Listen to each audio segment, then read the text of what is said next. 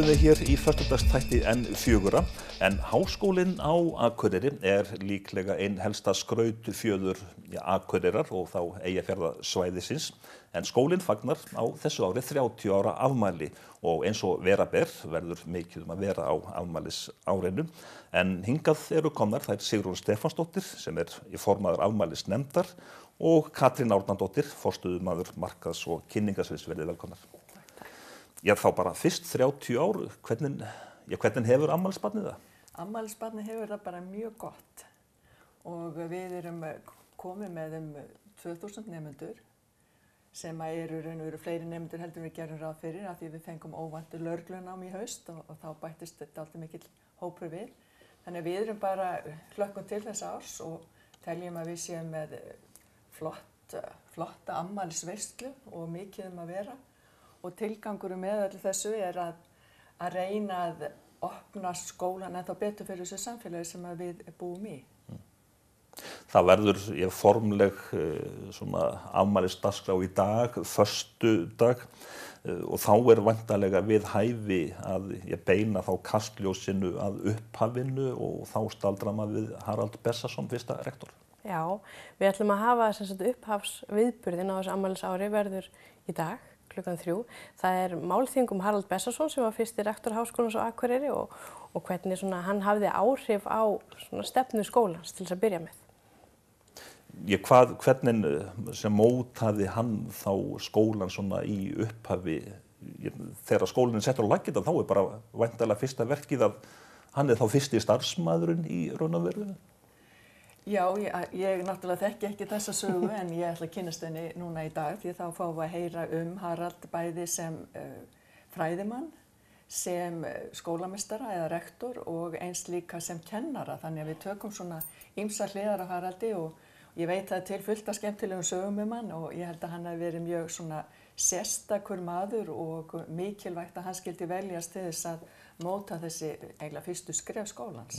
En að halda upp á 30 ára afmæli stofnunar, þið settust nú væntanlega ekki niður bara í síðustu viku og bjuggu til dagskrá? Nei, við vorum settar í afmælisnefnd bara á miðju síðasta ári og höfum unnið mjög ötullega og erum með mjög fjölbreytta dagskrá.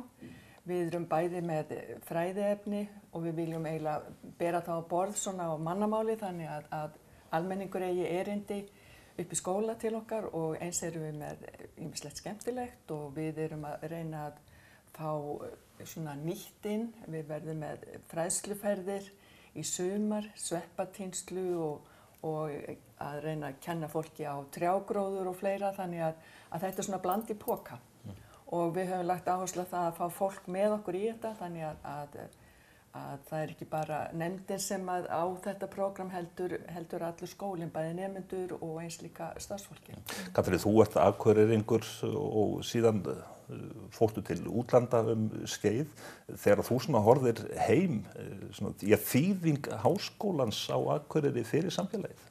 Hún náttúrulega gríðarleg og þetta ekki sami bæri sem ég kem til aftur eftir 15 ára fjarveru. Það var allt í einu bara á miðju Akureyrarsvæðinu risastór háskóli sem maður hefði ekki getað ímyndað sér að myndi festast í sessi. Þannig að þetta allt önnur ásýnd á bæinn sem við höfum núna þegar háskóli í bænum. Má ég aðeins bæta við þetta? Þegar ég stelpa þá náttúrulega engin háskóli hér. Og það var til þess að það hvarflaði aldrei að mér að ég geti farið í háskóli. Ég vissi ekki hvað háskóli var. Það var bara einn háskóli og hann var í Vatnsmýrinni í Reykjavík. Og við vorum ekkert á hverjum degi í Reykjavík, svoleiðis að ég mældi mig aldrei við háskóla og þess vegna held ég að sé svo mikilvægt fyrir okkur að opna þennan skóla fyrir unga fólkinu, fyrir krökkum og til dæmis vísindaskólinn sem við erum búin að vera með núna í 2 ár held ég mjög mikilvægur liður í því að láta unga fólki okkar sjá þennan skóla og vita af háskólanámi og að þeim finnist eðlilegt að halda áfram þegar menntaskóla lýkur. Og hvort sem þau velja okkar skóla hér eða fara eitthvað annað, ég held að það skipti ekki máli en bara þau sjáu út okkar háskóli gengur. En þegar háskólinn var settur á laggirnar þá var talað að það væri í raun og veru í nafni byggðastefnu. Nú kannski stundum byggðastefna kannski jafnvel neikvætt orð en þetta jákvætt. Já, algjörlega. Við sjáum það bara líka þegar menntamálaráðherra ákveður að lögreglunámið fari til Akureyrar, hvað hefur gríðarlega áhrif á svæðið. Það eru einhverjar neikvæðar raddir en ég held að við höfum bara masterað þetta ágætlega og komið svo á legginn. Og núna bara á dögunum var frétt gildi þess að geta lært heima hjá sér, í heimabyggð, og okkar skóli hefur náttúrulega verið í fararbroddi hvað það varðar, að gefa fólki kost á að stunda nám án þess að þurfa að flytja burt úr heimabyggð. Og það sýnir sig í mjög skýrt að ef að þessi kostur eru í boði, þá eru meiri líkur á því að fólk haldi áfram að búa í sinni heimabyggð og það sé ekki allir að flytja á mögulegum til Reykjavíkur. Og þannig að okkar skóli hefur verið í fararbroddi á þessu sviði og ég held að þetta sé alveg ótrúlega mikilvægt fyrir einmitt svona byggðapólitíkina. En svona þróunin á næstu árum, þetta fjarnám eða hvað við viljum nú kalla það, liggur þróunin þar að fólk á Hornafirði eða út á sjó eða eða í útlöndum stundi nám við háskólan á Akureyri? Já, við getum verið í samkeppni við erlenda háskóla bara eftir nokkur ár. Námið okkar er ekki lengur það sem við köllum fjarnám, þetta er sveigjanlegt nám, það skiptir engu máli hvar þú ert, hvort þú sért út í heimi eða bara hér á Akureyri, allir fá sömu kennslu og kennsluformið er síbreytilegt og við erum oft svolítið á undan kannski það sem er í gangi annars staðar. Hvernig eigum við að redda þessum málum, hvernig er tæknin, erum við að nýta alla þá tækni sem til er? Ég held að Háskólinn á Akureyri sé sannarlega í fararbroddi í þessu kennsluformi. Ég skynja það svolítið svona á ykkur að það vill verða eðli háskóla og rannsóknarstofnana að svolítið einangrast frá þá samfélaginu sem það er í, en þið viljið koma í veg fyrir það og vera í samvinnu við atvinnulífið og hinn almenna borgara.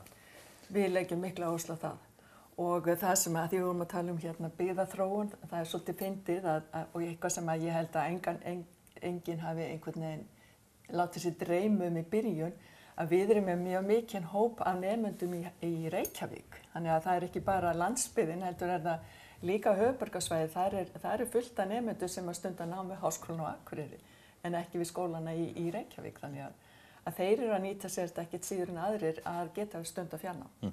Háskólinn hefur vaxið ansi hratt.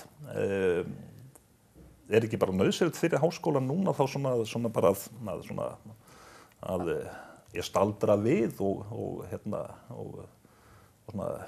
hvað á ég að segja, að bara jafna sig eftir allan vöxtinn? Varst þú ekki að segja að þú hefur fundið einhverja upplýsingar um það? Já, þetta, engin annar háskóli hefur vaxið eins hratt eins og Háskólinn á Akureyri.